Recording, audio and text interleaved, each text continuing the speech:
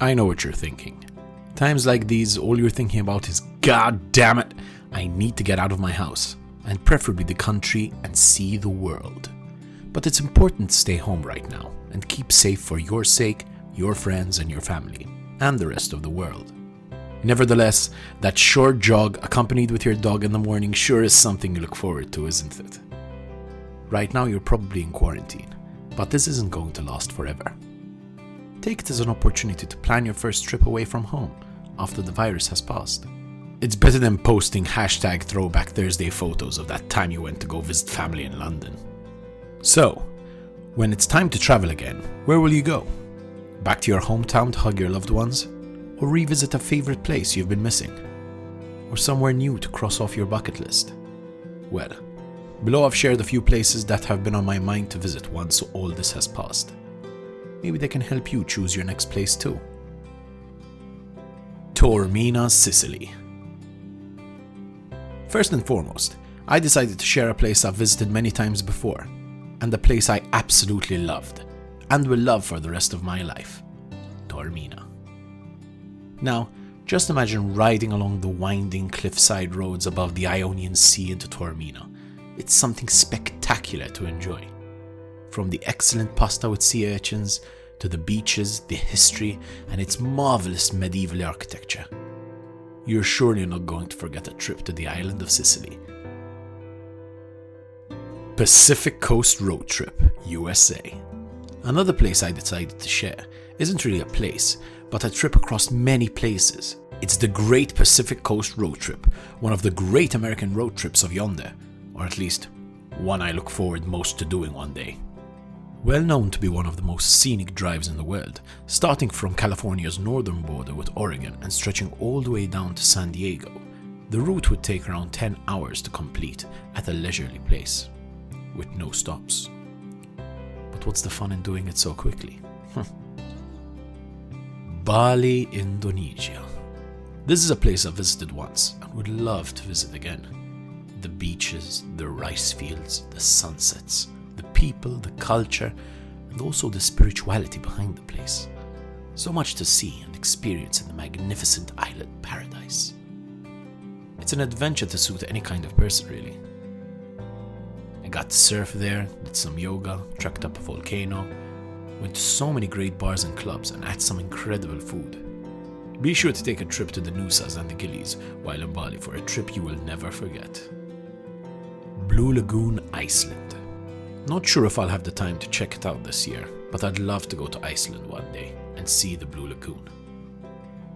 Located southwest of Reykjavik, Iceland's famous Blue Lagoon gets its trademark color from the silica-rich waters that feed it. And it isn't just pretty. The geothermal water is great for your skin too. It's named one of the top 25 wonders of the world, making it mega famous.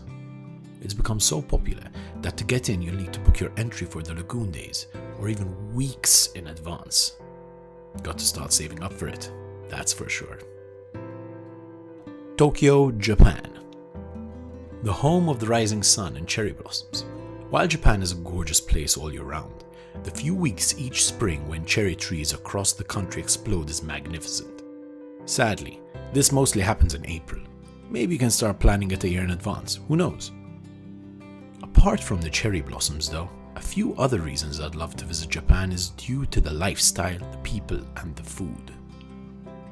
Japan also offers many unique experiences that you would not find in any other part of the world.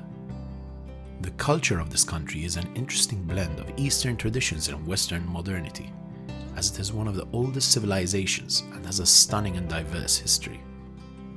Piton's St. Lucia. The scenery of St. Lucia can be summed up in one jaw-dropping sight, a duo of striking spires known as the Pitons. The two volcanic peaks, Gros Piton and Petit Piton, the most iconic landmarks on the island, and we can climb them. An absolute bucket list experience is to actually hike the mountains. An activity which apparently takes the better part of a day. And apparently not the easiest, but man, those views from the top easily make the journey worth it. Nevertheless, The plan is to soon after plop a towel down at Sugar Beach, right in between the two pitons, and chill.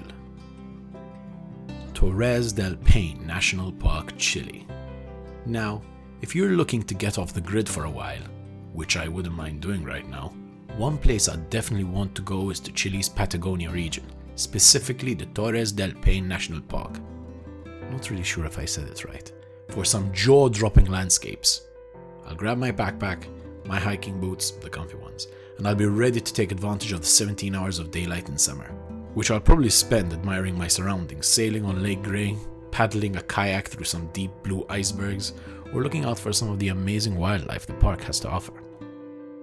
Singapore. Singapore is another one of my favorite countries I've visited in the past. Now, if you like living the high life, then you're at home here, kiddo.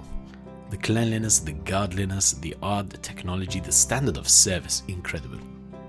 This vibrant city-state is an amazing blend of Malaysian, Indian, Chinese, Arab and English cultures. Well, most of all, the Lion City is filled with, my opinion, the most delightful food experiences I've ever had the pleasure of trying. And with the state-of-the-art hotels accompanied with exciting rooftop bars and clubs, like the one found at the top of the Marina Bay Sands, there's no other place in the world like Singapore. Cape Town, South Africa. It's a long way away from me, but a whole lot of beauty to behold. I was literally going to buy flights for Cape Town right before the virus hit big. You really can't overstate the case for visiting Cape Town. I mean, there's the in-your-face beauty of a craggy mountain range that drops so gently into a glittering sea.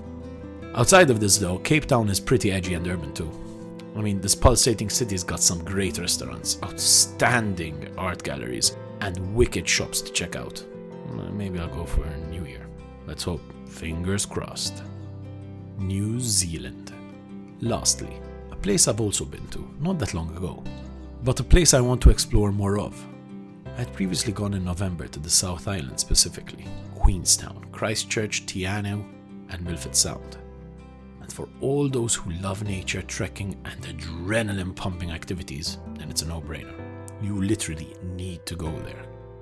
Now, I'll definitely go again in the future, but next time I go to that region of the world, I'm definitely going to the North Island and checking out the capital, Wellington, and a few other sites, Cathedral Cove, Waiatapu, and Hobbiton, just to say a few. And well, that's the 10 places I'd like to visit this year. More like over the next 5 years, when taking into account how far away and expensive these places can be. But hey, hope I've helped you out, and give a thumbs up and subscribe if you'd like to watch more ListMagik content. Thanks, and I'll see you soon.